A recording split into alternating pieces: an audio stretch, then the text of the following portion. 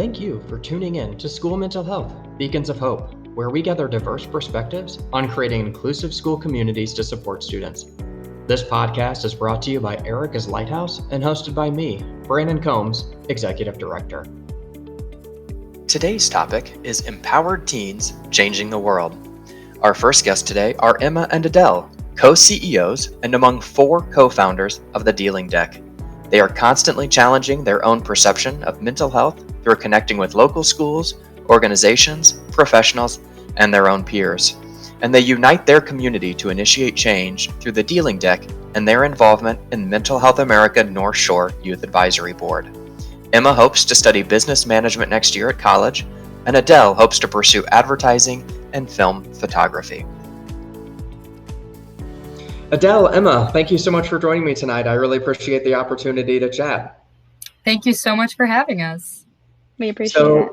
Yeah, you two are two of, well, you're half, I should say, of the founding members of the Dealing Deck, which is why I wanted to chat with you today. It's an exciting opportunity to chat with teens who are directly impacting school mental health, really from a peer-led perspective.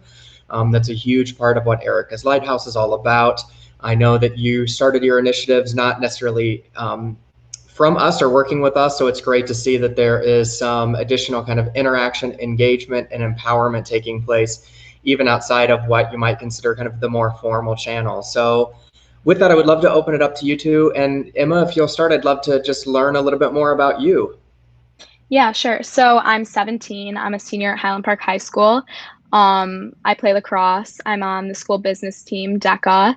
I was a captain of our dance team at the high school. Yeah, that's pretty much it. Great. Yeah. Adele? Yeah, pretty similar to Emma. I'm 16 years old. I'm a junior at Highland Park High School, and I play lacrosse as well. I'm really interested in photography and design and videography and all that fun stuff. That's kind of how I express my creativity, and as well as business management. And I also have a really big family, so I'm quite the talker.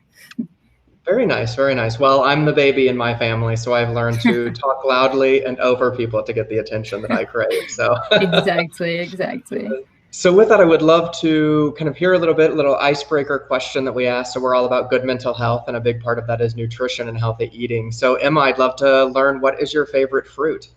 Honestly, I gotta go with mango. It's just like the perfect amount of sweetness. Love it.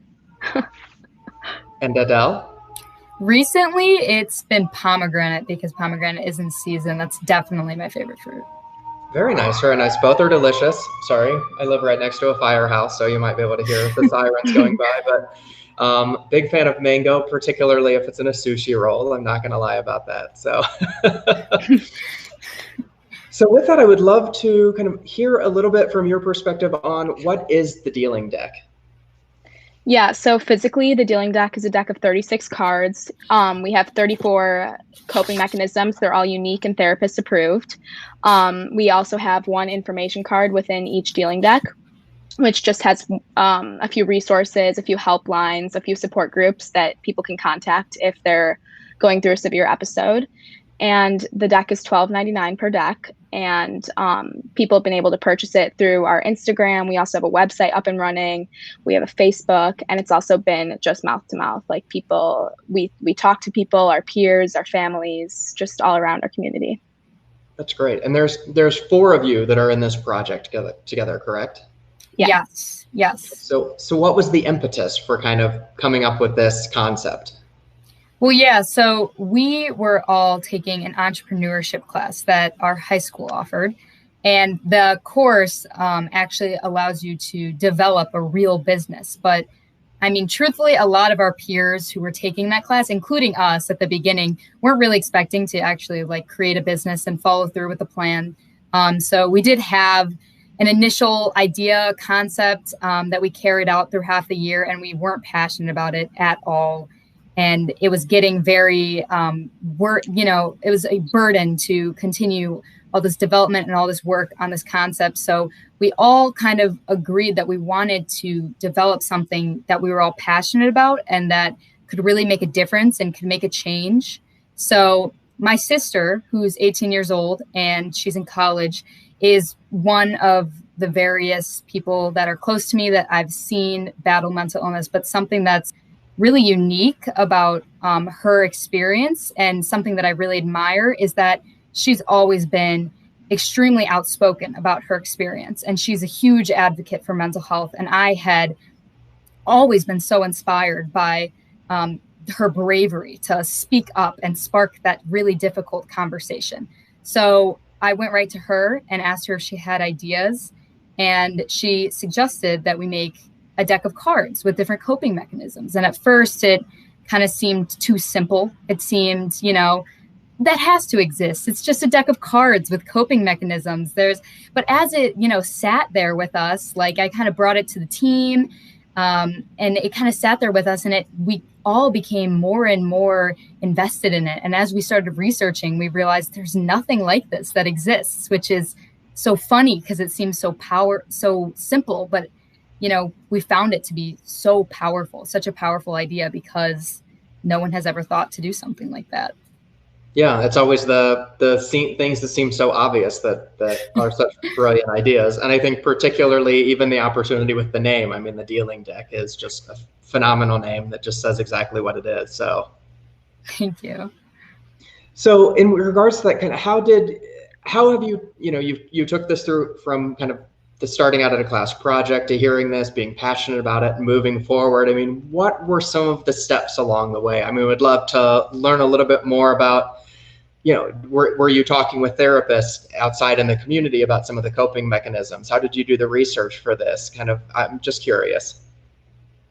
Yeah, so we came into contact with a therapist named Lindsay DeBonzo. She is a therapist in our area, and we brought her our decks. We actually went on a call with her and just went through each of the decks individually, made sure there was no insensitive language that we used to maybe spark something in some people using our decks. And we actually went through a few times where we had our decks all made out, and then we brought them to her, and she was like, you should change this, you should change that. And we went through a lot of points where we received a lot of feedback from her, and it was really helpful, and it really helped us craft what we now have as our main dealing deck.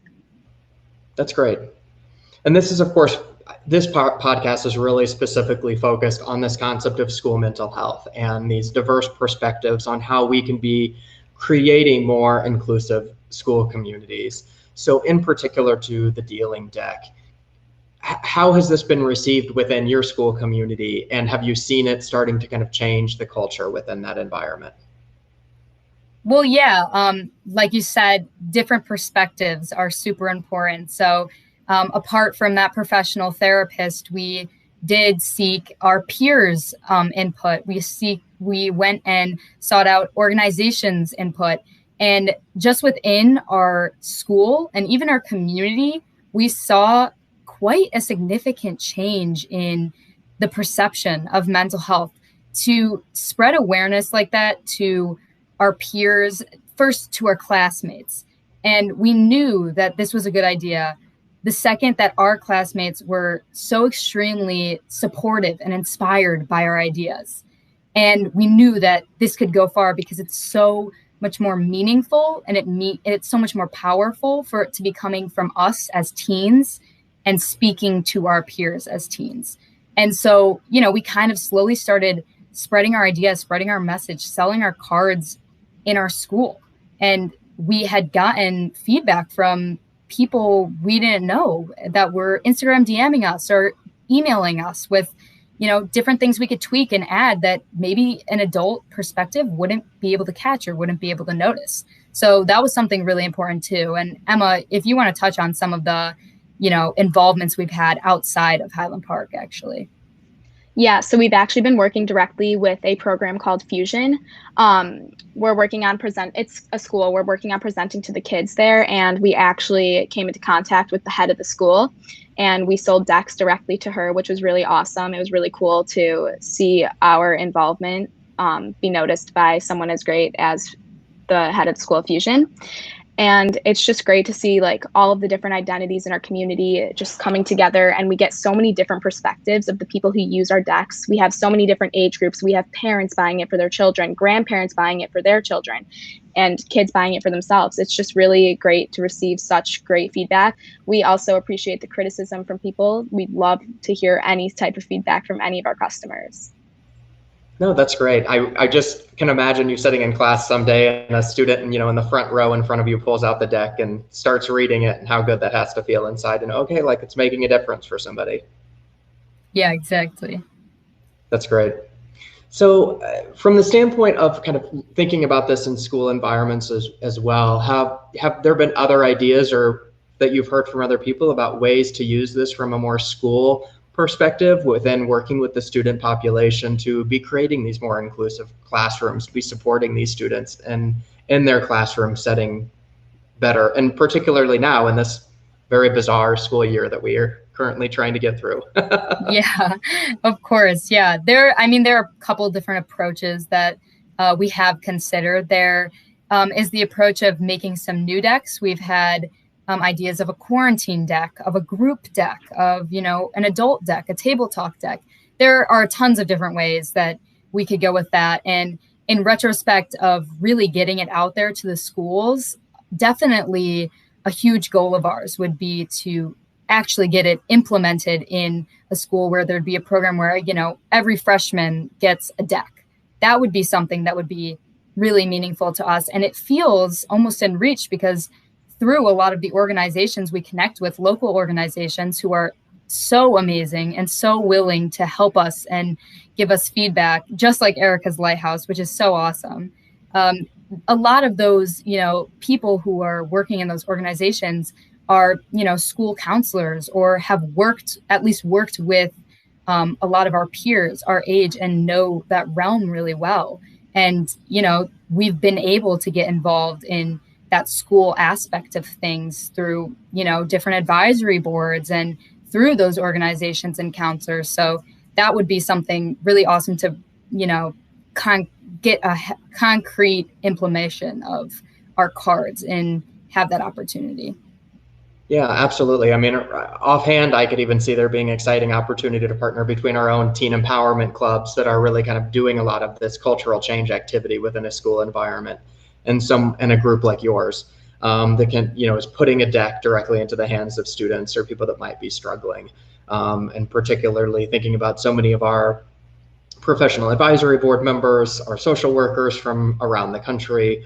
There's definitely, some interest in just as I've talked about this as well with some of our social workers too. So I definitely could see there being some real practical usage for this, even from kind of the school-based approach, not just from the student-based approach, which I think is fun.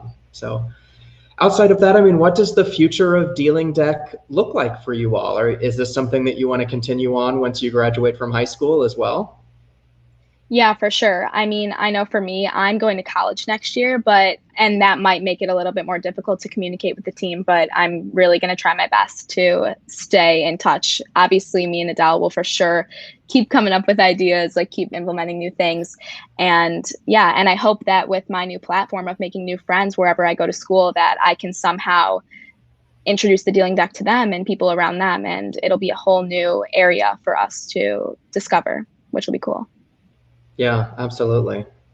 And Adele, Yeah. you're going to keep pushing forward at high school next year?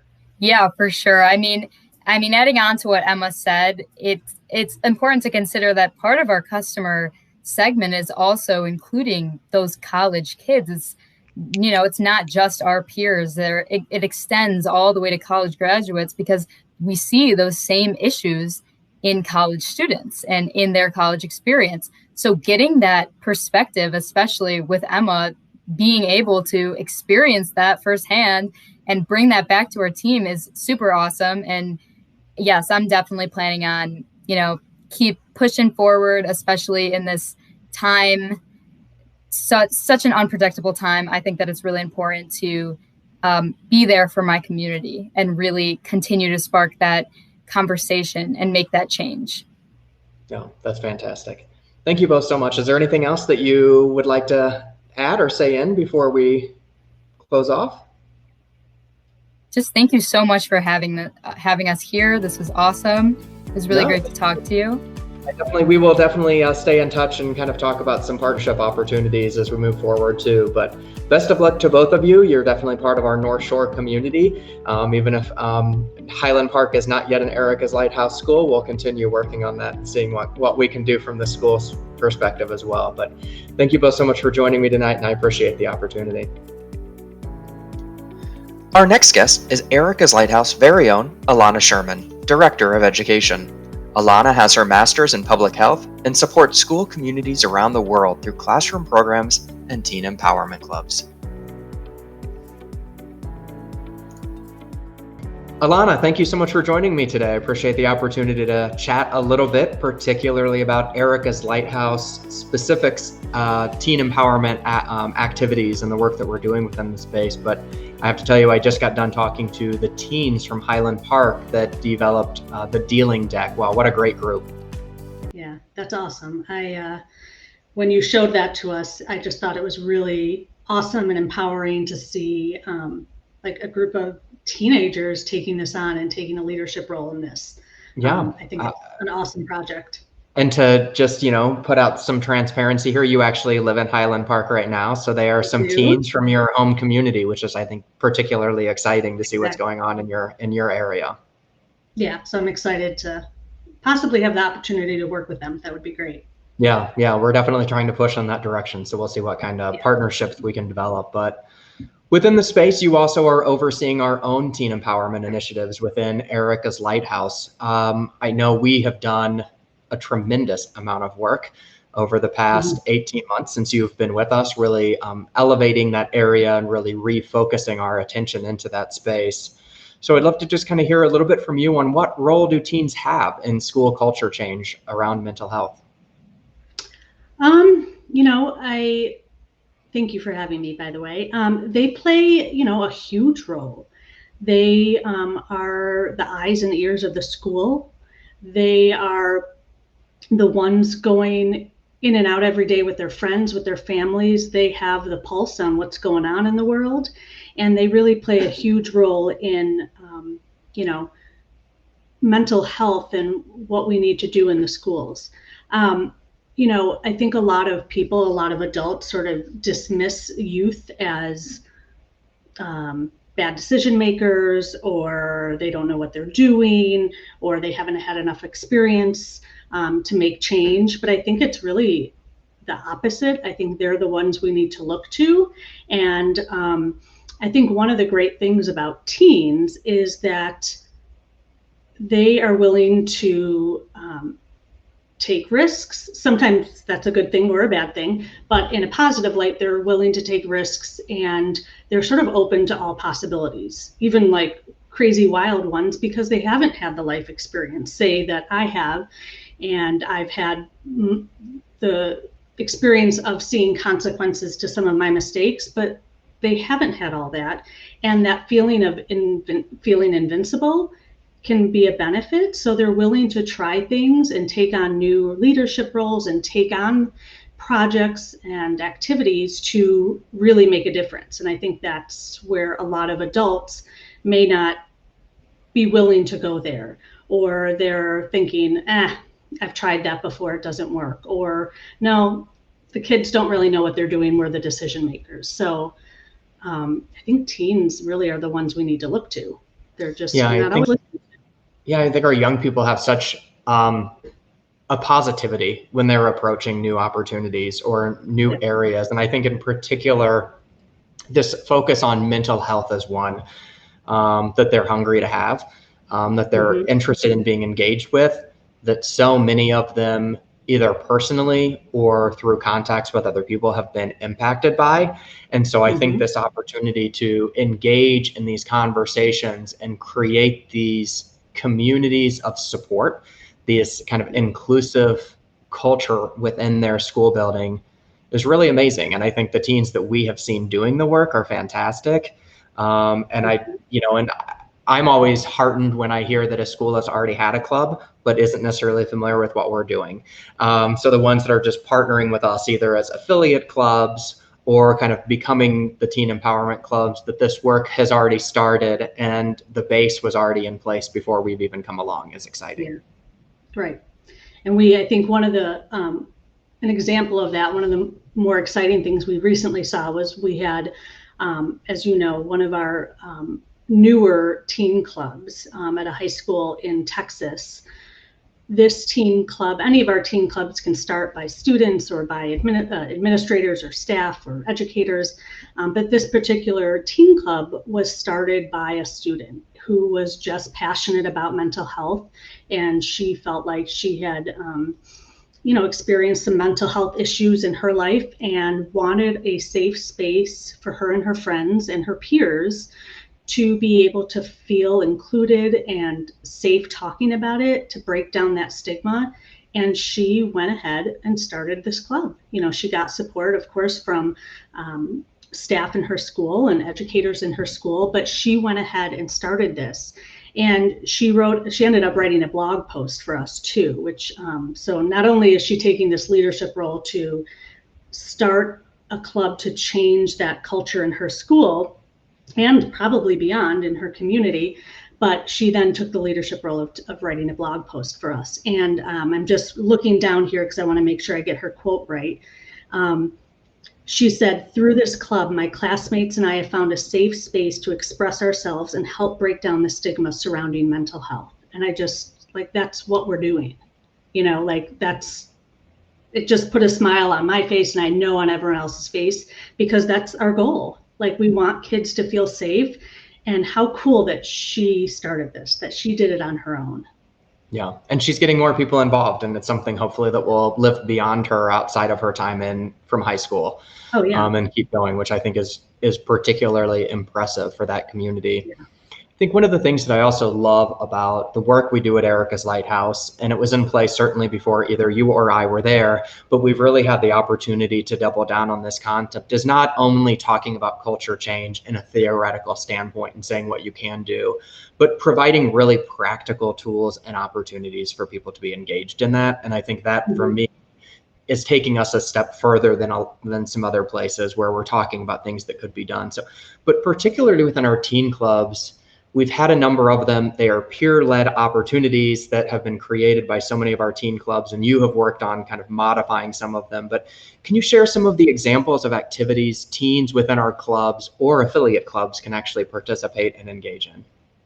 Yeah. So our teen clubs, like you said, have been going on well before you and I started at Erikas Lighthouse, and they are a great way for students to be involved and take those leadership roles and and encourage and advocate for good mental health practices and education in their school, et cetera. And with that, we have our what we call awareness into action activities. And these are activities, you can call them campaigns, school-wide events, activities that the students in the club can initiate and start, but really, it's there to, again, create that cultural change, but get others involved. So I wanted to share a couple of them that I think are really, really great. These can be done in classroom, in person. We know right now we're seeing a lot of remote environments with our teaching. So these can be done in virtual remote environments as well, online. One of our favorite ones that we always talk about is the Follow the Footprints activity. And this is really a great activity that highlights the importance of help seeking, which is of course one of our main goals when it comes to depression education and making sure these kids know the skills beyond our time with them. But basically students in the club print out footprints that have information and facts about depression education on them and place them around the school, and they are leading to either the school counselor's office, the school social worker's office, school psychologist, student services. But it's basically showing their peers where they can get help in the school. Oftentimes it's amazing, but if you were to ask students, many students in a high school or a middle school don't know where they could get help.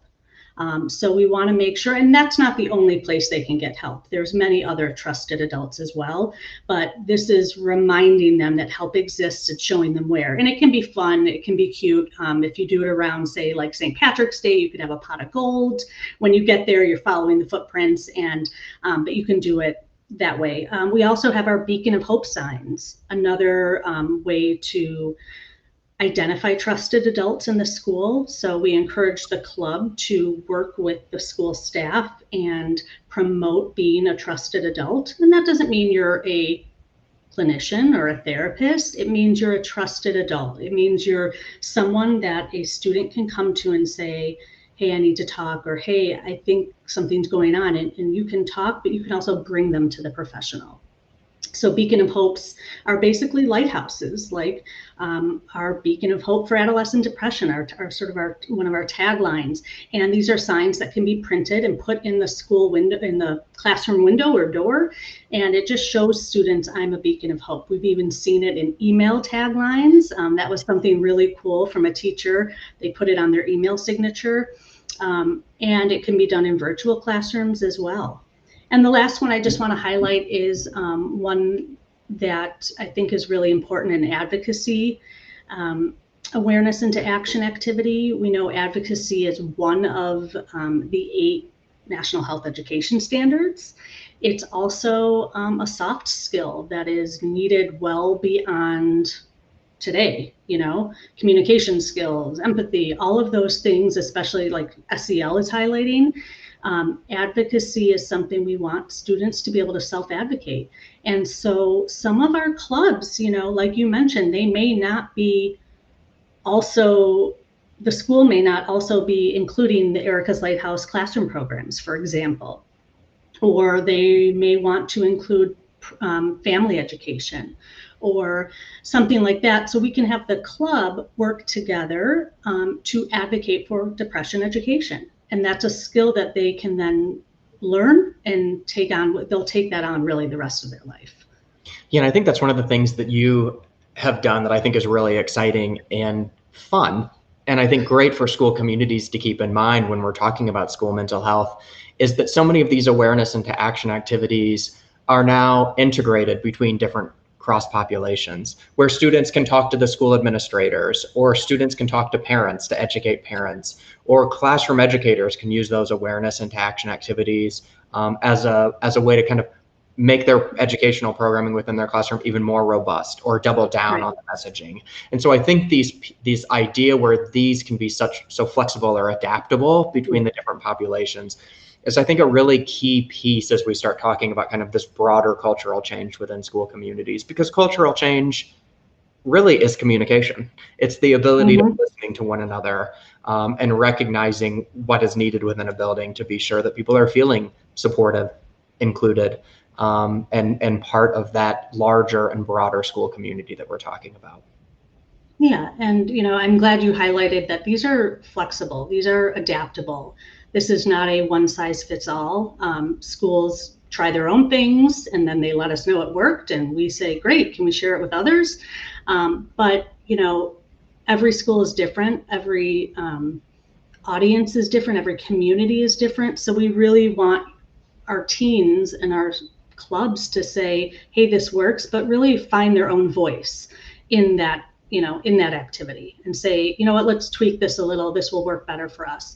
We also try to encourage them to get out into the community and, really involve the community. Schools they can't be everything to everyone. So the community support would be great. And even we've got events, our fun run, our dance relay, shine a light, workshops are a really good way for clubs to also, try to involve the community and fun, if they want to try out fundraising, what a great way to learn some other new skills. Yeah. Well, one of the things we're really big on in Erika's Lighthouse also is this concept of kind of school policy as a mechanism for cultural change. And I think when we're talking about teen empowerment, it is so easy as adults, as educational professionals, to just make decisions and move forward and be like, we're doing this. This is what we know or what we think we need. So why is it important for us as adults to take a step back and learn how to listen to teens and engage them in school policy perspectives and conversations? Well, I mean, we're educating the students. We're serving them. They're the ones that this is all for, right? So it sort of makes common sense to ask them, how's this going? What do you think? What are your feelings? What are your concerns? And then not just ask them, but listen to them as well. I think a lot of teens don't feel listened to, and I think when they are asked, it's sometimes surprising to them. Hey, you want to know my opinion? You want to know what's concerning me, what's going on with me and my friends. I think that's really important. Students are a really important stakeholder. It's not just the educators and the parents. The students are the ones that have their nose to the ground and know what's going on. So I really feel like they're as much of a stakeholder as anyone else. There was a recent survey done, and an article in Forbes that came out that stated some really unfortunate statistics that 68% of students do not feel that their school is prepared to handle safety concerns such as suicide, etc. And that's a really startling statistic that a majority of students don't feel like their school is prepared. And that's sort of where we come in. If that's the case, and we had every school have a teen empowerment club, or every school be able to make policy changes when it came to mental health education, et cetera, like how great could that be? That number, that statistic would obviously go way down, and we'd be breaking that stigma.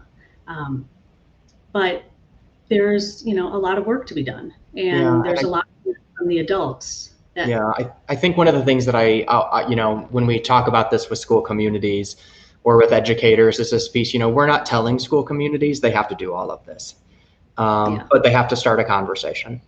And I think teen empowerment clubs is a great way for a school to start really meaningful conversations without putting more work on the personnel in that school building. Exactly. And allowing teens to take that role on themselves. I mean, 68% of teens feeling that their school is not prepared to manage anxiety, depression, self-harm, suicide. Like, that's a shocking number. That kids are going to school feeling like their social and emotional health is not being protected is frightening. And how do we, with numbers like that, we are not doing the work we need to do to be sure that we have successful academic communities within our school buildings. So right. And I think it's up to us to listen to their voice, listen to the youth voice, because I think when we do, it opens our eyes like, oh, wow, they've got some great ideas. Yeah.